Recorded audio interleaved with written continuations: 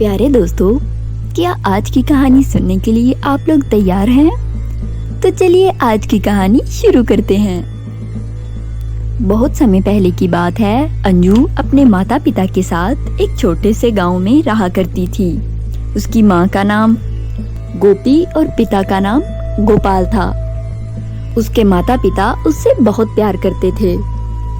मीनू के माता पिता ने कभी भी किसी चीज की कमी उसे नहीं पेश आने दी। मीनू भी अपने माता पिता से बहुत प्यार करती थी।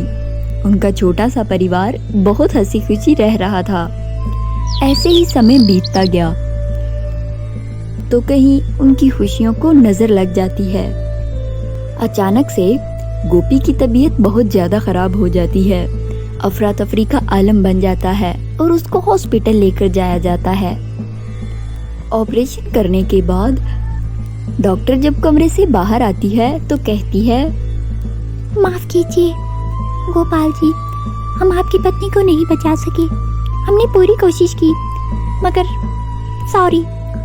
अरे अरे क्या आप क्या कह रहे हैं? मुझे बिल्कुल विश्वास नहीं हो रहा। वो बिल्कुल तो ठीक थी, ऐसे कैसे हो सकता है? ये खबर सुनकर गोपाल और मीनू पूरी तरह से टूट जाते हैं। गोपाल को विश्वास ही नहीं होता कि उसकी पत्नी उसको छोड़कर चली गई है, इसलिए वो खुद उसको रूम में देखने जाता है। अरे अरे गोपी, तुम हमें छोड़कर क्यों चली गई? तुम्हें कम से कम अपनी बेटी के बारे में तो सोचना चाहिए था। अब मैं तुम्हारे बगैर पूरी जिंदगी कैसे गुजारूंगा? मैं उसको कैसे संभालूंगा? मीनू बहुत रोती है क्योंकि उसको अंदाजा भी नहीं था कि ऐसे अचानक उसकी माँ उसको छोड़कर चली जाएगी। जैसे कैसे गोपाल मीनू को संभालता है और अपने कुछ रिश्तेदारों के साथ मिलकर गोपी का अंतिम संस्कार कर देता है। ऐसे ही समय बीतता जाता है। वक्त गुजरने के साथ साथ मीनू और ज्यादा उदास और खामोश होती जाती है। वो किसी से भी बात नहीं करती। वहीं दूसरी तरफ गोपाल, वो भी अपने आप को संभाल नहीं पाता। हर वक्त वो भी रोता रहता है। तभी गोपाल की बहन और भाई आते हैं और वो उसको कहते हैं, अरे भैया देखो, तुम्हें शादी कर लेनी चाहिए। जिंदगी बहुत मुश्किल गुजरती है।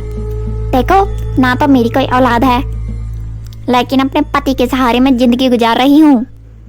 ऐसे ही गोपाल की बहन उसको बहुत समझाती है और उसके समझाने पर गोपाल उसके ही लाए हुए किसी रिश्ते पे शादी करने के लिए तैयार हो जाता है और कुछ ही दिनों में उस लड़की से शादी कर लेता है। शालिनी की भी एक बेटी थी जिसका नाम था मोहिनी। शांति, देखो, जैसे तुम अपनी बेटी की परवरिश करोगी वैसे ही मेरी बेटी की भी करना। मैंने तुमसे शादी सिर्फ अपनी बेटी के लिए की है, उसको कभी दुख मत देना। अरे आप परेशान मत होइए, मैं मीनू को बहुत प्यार दूंगी। मैं उसको अपनी बेटी से भी ज्यादा प्यार दूंगी। उसको कभी भी अपनी माँ की कमी महसूस नहीं होने दूंगी। शांति की ऐसी बातें सुनकर गोपाल बहुत खुश हो जाता है, मगर वो जानता नहीं कि शांति बहुत ज्यादा चालाक औरत थी। वो सारा काम मीनू से करवाने लग जाती है और उसके साथ बहुत बुरा करती है। मैंने तुझे रोटी बनाने के लिए कहा था, ना तूने रोटी बनाई और ना ही बर्तन धोए। क्या करती फिरती है तू?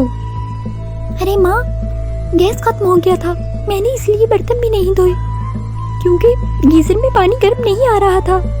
ओ अरे महारानी, जंगल से जाके लकड़ियाँ लेकर आ। ठंडे पानी से बर्तन धो, मेरी बला से जो दिल है कर, मगर मुझे काम हुआ चाहिए। शांति बहुत बुरी औरत थी।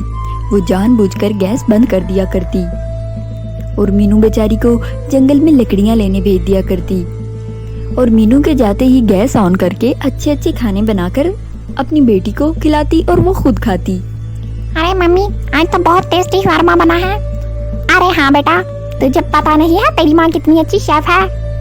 जल्दी जल्दी खत्म कर वरना वो चुड़ैल आ जाएगी और बाकी बचा हुआ खाना कैसे खत्म करेंगे हम।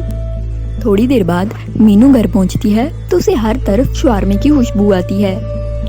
माँ, आपने शवारमा लाया था क्या? घर से बहुत खुशबू आ रही है। अरे तुम बड़े चालाक बन रही हो। कोई शवारमा नहीं लाई मैं।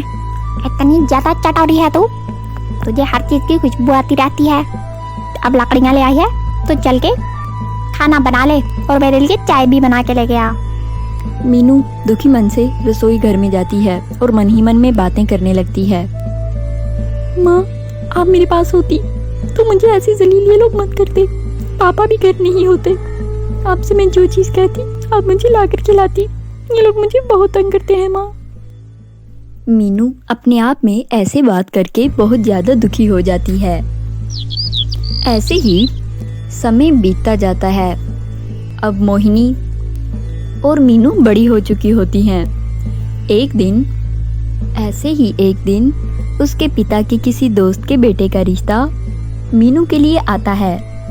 तभी खुशी के मारे मुकेश अपने घर आता है और अपनी बीवी से बोलता है, अरे शांति, देखो मेरी बेटी का रिश्ता आया है। मैं बहुत खुश हूँ। वो लोग किसी भी चीज की डिमांड नहीं कर रहे हैं क्योंकि वो पहले से बहुत अमीर है और बहुत ज्यादा प्रॉपर्टी के मालिक हैं। उन्हें कोई भी जहेज नहीं चाहिए। उन्हें मेरी बेटी मीनू बहुत पसंद है। अरे ये तो बहुत अच्छी बात है। फिर देरी किस बात की कर रहे हैं? आप जल्दी से रिश्ता पक्का कर दीजिए। मीनू के रिश्ते की बात सुनकर शांति बहुत ज्यादा खुश हो जाती है क्योंकि अब उसके सर से मीनू का बोझ उतरने वाला था। ऐसे ही दिन बीतते जाते हैं। अब शादी के दिन बहुत ज्यादा करीब आ जाते हैं। एक दिन मीनू घर की सफाई कर रही होती है तो उसका पाँव फिसल जाता है तो वो गिर जाती है। उसको चोट आ जाती है। वो बहुत ज्यादा रोने लगती है। तभी शांति वहाँ भागती भागती आती है और कहती है, अरे मनहूस तुझसे कोई भी काम ठीक से होता है या नहीं? जो भी काम करने लगती है कोई ना कोई नुकसान कर देती है। कभी सब्जी काटते हुए उंगली जला लेती है और कभी कोई नुकसान कर लेती है। लेकिन मुझे इस सब से कोई मतलब नहीं है। कुछ ही दिन रह गए हैं तुम्हारी शादी में और तुमसे जान छूटने वाली है। अब जल्दी उठो, ये ड्रामे खत्म करो। गैस चली जाएगी, खाना बनाना है। अरे माँ, मेरे हाथ में बहुत चोट लगी है, मैं नहीं जा पाऊंगी। अरे तेरी हिम्मत कैसे हुई इनकार करने की? चल तुझे मैं बताती हूँ। ऐसा कहकर शांति मीनू की बहुत ज्यादा पटाई करने लगती है और उसको जंगल में लकड़ियां लेने भेज देती है। बेचारी दर्द से तड़पती हुई मीनू जंगल चली जाती है और चलते चलते मन ही मन में बातें करती है। काश ये माँ मुझसे प्यार करती होती तो कितना अच्छा होता ना। ये तो मुझसे बिल्कुल भी प्यार नहीं करती।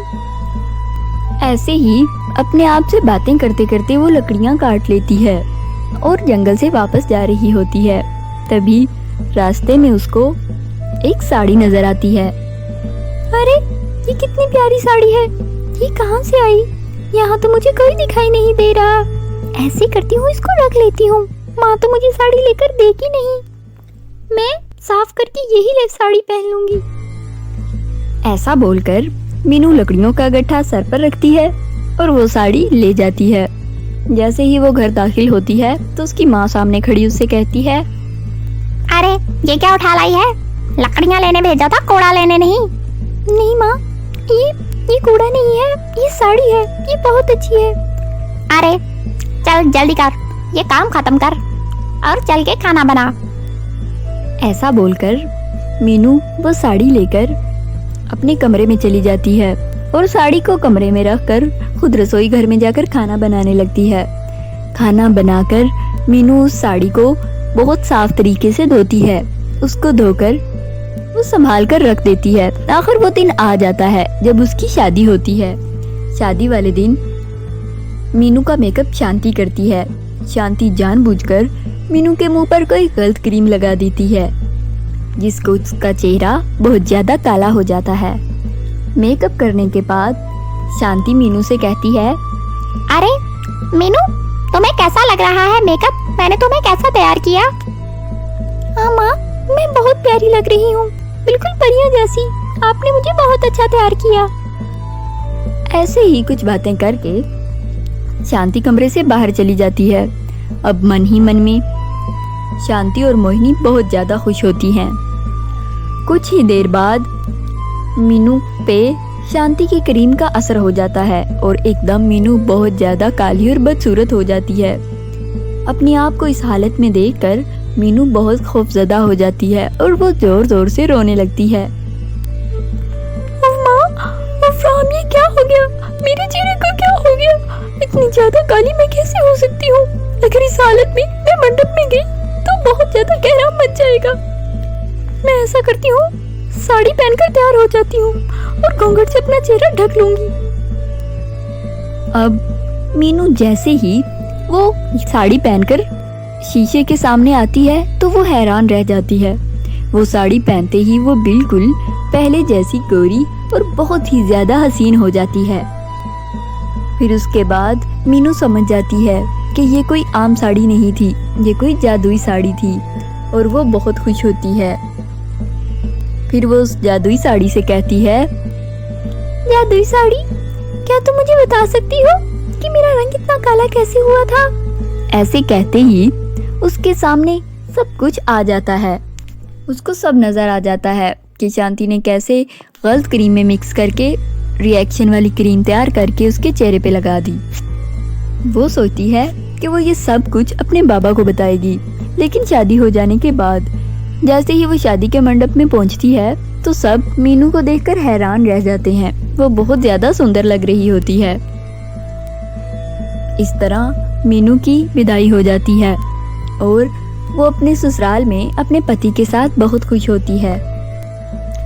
अगले दिन जब वो अपने माता पिता से मिलने आती है अपने पति के साथ, तो वो सारी बात अपने बाबा को बता देती है। इस बात पर मुकेश शांति को जोरदार थप्पड़ मारता है और घर से बाहर निकाल देता है।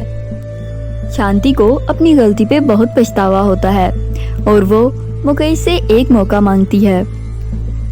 अब शांति और मोहिनी को बहुत ज्यादा शर्मिंदगी होती है।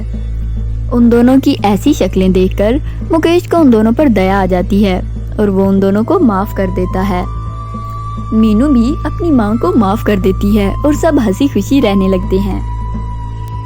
तो प्यारे दोस्तों, कैसी लगी आपको हमारी आज की कहानी? मिलते हैं नेक्स्ट कहानी में। तब तक आप अपना ख्याल रखिएगा। बाय बाय दोस्तों।